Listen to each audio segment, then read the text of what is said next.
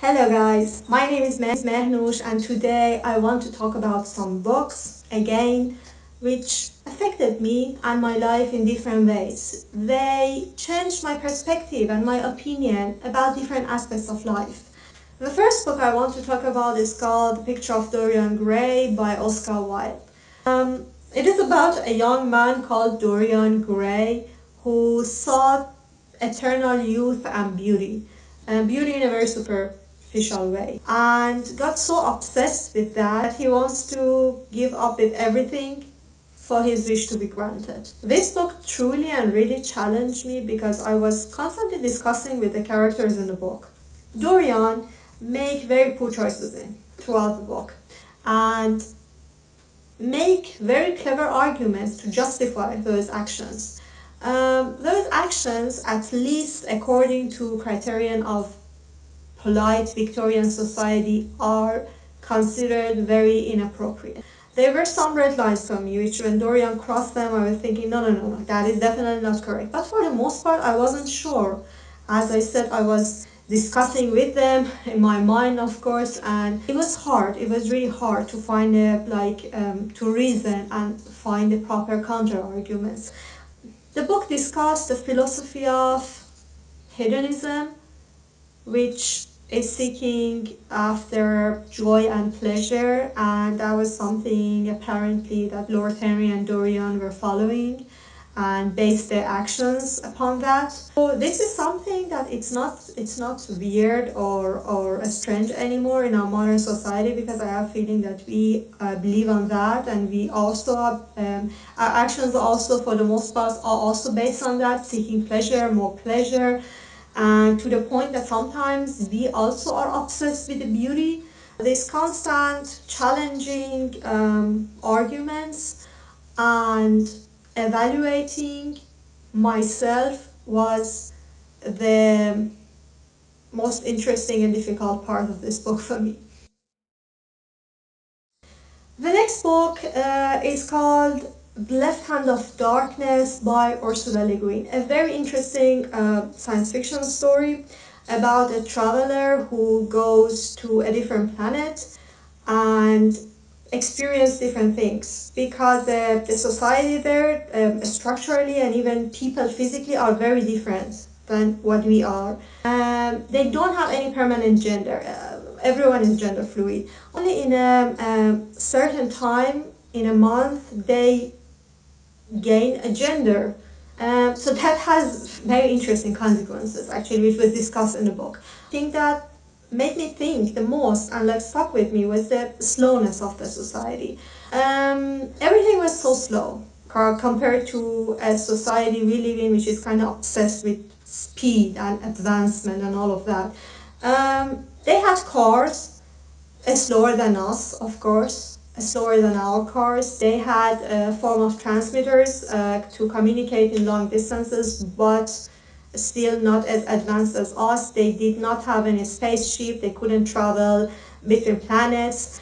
All of that did not make them really unsatisfied or unhappy, because we are living in a society which we are super obsessed with speed. Everything has to be faster, and we are obsessed with technological advancement.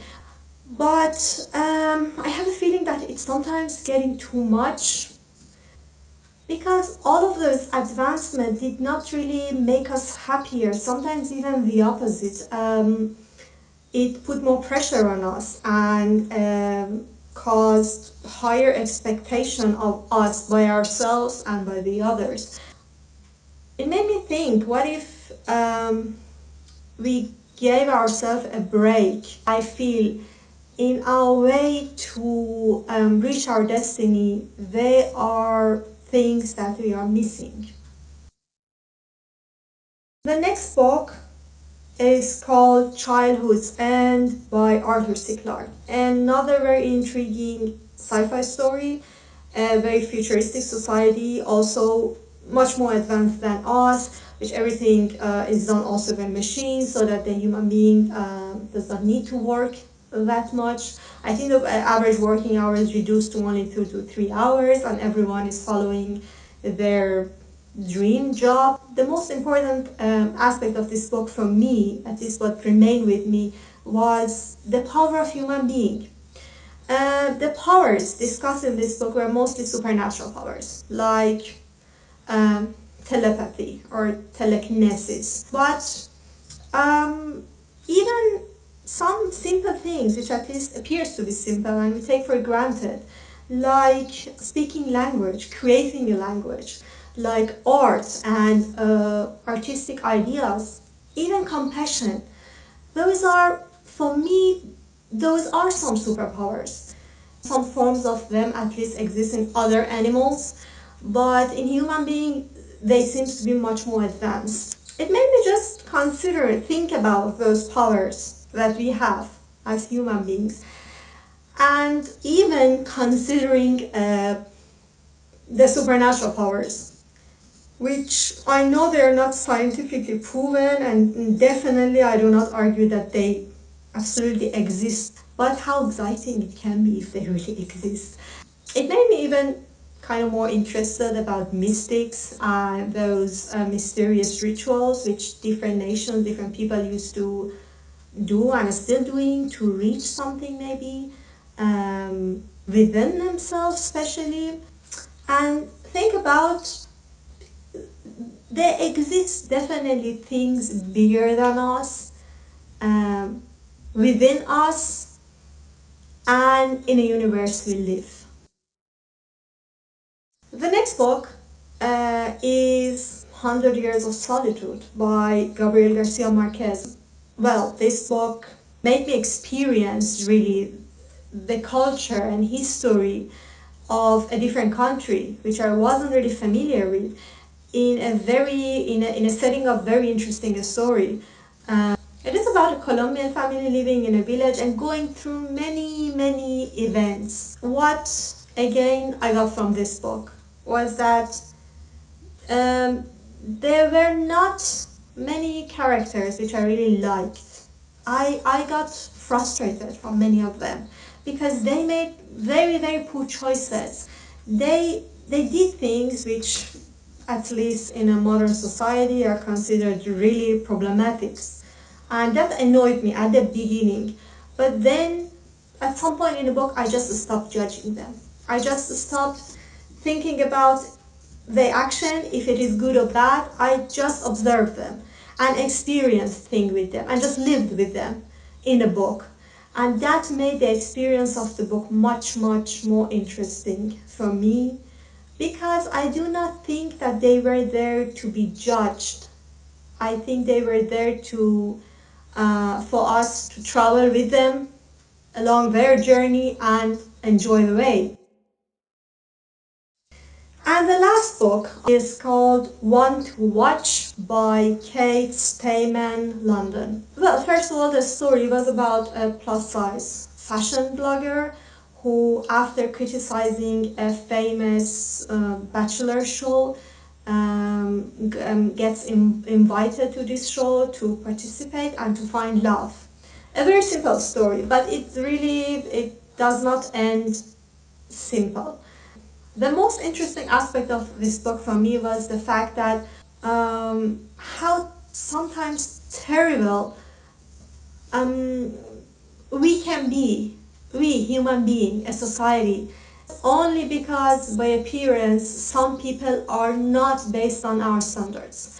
Because the main character, she was plus size model and fashion blogger, and throughout the book she went through very harsh situations and harsh judgments, uh, to the point that many points she wanted to just give up with the show. Even if she was praised, it was not in a way you would praise a normal person just participating in a show, but again emphasis was on her body.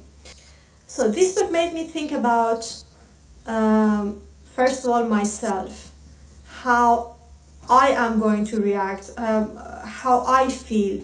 Have I ever judged a person because of their appearance, and how wrong I was? if I did that. At some point in the book, for example, there was this personal trainer guy came to her and said, yeah, you, of course you want to lose weight. I mean, you're not healthy and all of that. And she said, how do you know I'm not healthy? Have you measured my blood pressure? Do you know anything about me? How can you judge that I'm not happy and content with my body?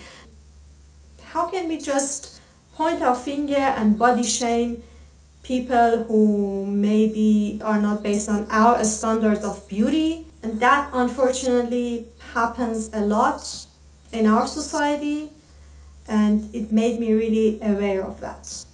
So that was it. Thank you very much for watching this video. Let me know in the comments what you think about these books, or what are the other books which really affected you and changed your perspective maybe about different aspects of life. See you in the next video.